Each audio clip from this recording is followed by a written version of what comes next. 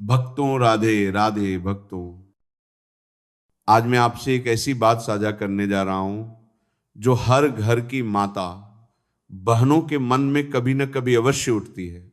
रोज की पूजा में कौन सी आरती करनी चाहिए ताकि पूजा पूर्ण मानी जाए, भगवान हमारी भक्ति को स्वीकार करे और घर में सुख शांति बनी रहे। मित्रों, हर इंसान चाहता है कि उसकी पूजा अधूरी न रहे, भगवान प्रसन्न हो, घर पर कोई संकट ना आए और जीवन में सकारात्मकता बनी रहे। लेकिन याद रखिए, पूजा केवल दिया जलाने या घंटी बजाने का नाम नहीं है। पूजा वह पवित्र क्षण है जब हम अपना मन भगवान के चरणों में रख देते हैं, अपनी सारी समस्याएं, सारी खुशियां, सारे प्रश्न सब उन्हें सौंप देते हैं। पूजा वह सेतु है मित्रों जो मनुष्य को भगवान से जोड़ता है। इसीलिए ये जानना बहुत आवश्यक है कि रोज की पूजा कैसे करनी चाहिए, कौन सी आरती करनी चाहिए और कौन सी छोटी छोटी गलतियां हैं जो अनजाने में हमसे हो जाती हैं। मित्रों, आज की भागदौड़ भरी जिंदगी में सबसे अधिक नियमित रूप से पूजा करने वाली हमारे घर की माताएं और बहनें ही होती हैं। सुबह उठना, घर का काम, बच्चों की देखभाल, भोजन की तैयारी, इन सब के बीच भी वे भगवान के लिए समय निकालती हैं, अपने हाथ जोड़ती हैं, आरती करती हैं, भगवान का स्मरण करती हैं। ऐसी श्रद्धा को भगवान अवश्य स्वीकार करते हैं। लेकिन मित्रों, कई बार ज्ञान की कमी के कारण पूजा में कुछ छोटी गलतियां हो जाती हैं जिनका हमें पता भी नहीं चलता। इसीलिए आज की ये पूरी बात विशेष रूप से उन्हीं माता बहनों के लिए है ताकि वे बिना किसी संदेह के पूरी निष्ठा और सही नियमों के साथ रोज की पूजा कर सके।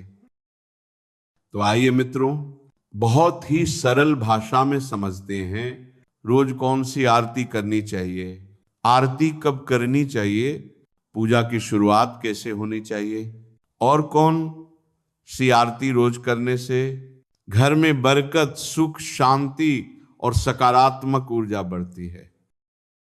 भक्तों, याद रखिए, हर घर में पूजा का स्थान सबसे पवित्र होता है क्योंकि वहीं से दिव्य ऊर्जा पूरे घर में फैलती है।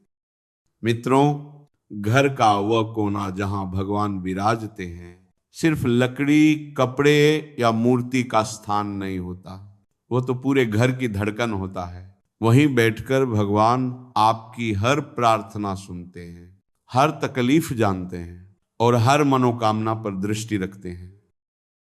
जिन घरों में सुबह और शाम भगवान के सामने धूप दीप जलता है, आरती होती है, वहां के आधे से अधिक कष्ट अपने आप समाप्त होने लगते हैं। क्योंकि मित्रों, जहां रोज भगवान का नाम लिया जाता है वहां दुख, कलह, बीमारी और नकारात्मकता ठहर ही नहीं सकती। इसीलिए पहला और सबसे जरूरी नियम यही है, पूजा जितना हो सके सुबह जल्दी करें। सुबह का समय सबसे पवित्र माना गया है। हवा शांत, मन शांत और वातावरण शांत। इस समय की गई पूजा का फल कई गुना बढ़कर मिलता है। मित्रों, सुबह स्नान करके स्वच्छ वस्त्र पहनकर भगवान के सामने दीपक जलाइए। यह कार्य जितना सरल दिखता है उतना ही शक्तिशाली होता है। अब मित्रों, शाम की पूजा का महत्व और भी अधिक है। जब सूर्य ढलने लगता है और हल्का हल्का अंधेरा उतरता है, इसी समय को प्रदोष काल कहा गया है। शास्त्रों में स्पष्ट लिखा है, अंधेरा होने से पहले घर में दीपक अवश्य जल जाना चाहिए। यदि अंधेरा फैल जाए और दीपक न जले तो नकारात्मक ऊर्जा घर में स्थान बना लेती है। लेकिन जैसे ही प्रदोष काल में घर और मंदिर में दीपक जलता है, देवताओं का आशीर्वाद पूरे घर में फैल जाता है, मन शांत होता है और कष्ट हल्के होने लगते हैं। मित्रों, पूजा का दूसरा अत्यंत महत्वपूर्ण नियम है, पूजा हमेशा स्नान करके और साफ पवित्र वस्त्र पहनकर ही करें। जल्दबाजी में बिना स्नान किए भगवान को स्पर्श करना शास्त्रों में वर्जित बताया गया है। भगवान को पिता, गुरु और अतिथि समान माना गया है, और जैसे हम उनके सामने अस्वच्छ अवस्था में नहीं जाते, वैसे ही भगवान के सामने भी शुद्धता आवश्यक है। अब आता है मित्रों वह प्रश्न जो हर घर में पूछा जाता है, रोज किन देवी देवताओं की पूजा करनी चाहिए? शास्त्रों में पंचदेव पूजन को सर्वोत्तम माना गया है। पंचदेव हैं भगवान गणेश, सूर्य देव, भगवान विष्णु, भगवान शिव और माता शक्ति। इन पांचों की प्रतिदिन पूजा करने से घर में सुख, समृद्धि, बुद्धि और सुरक्षा बनी रहती है। मित्रों, विशेष दिनों में विशेष देवता की पूजा करना गलत नहीं है, लेकिन रोज की पूजा में गणेश जी और सूर्य देव की पूजा अवश्य होनी चाहिए, क्योंकि गणेश जी विघ्न हरते हैं और सूर्य देव जीवन में ऊर्जा भरते हैं।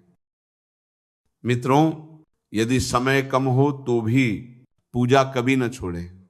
स्नान करके एक दीपक जला दें, धूप या अगरबत्ती लगा दें और हाथ जोड़कर मन से प्रणाम कर लें। भगवान बड़े अनुष्ठान के नहीं, सच्चे भाव के भूखे हैं। पूजा से पहले मंदिर की सफाई अवश्य करें। ये सफाई भगवान के स्वागत जैसी होती है।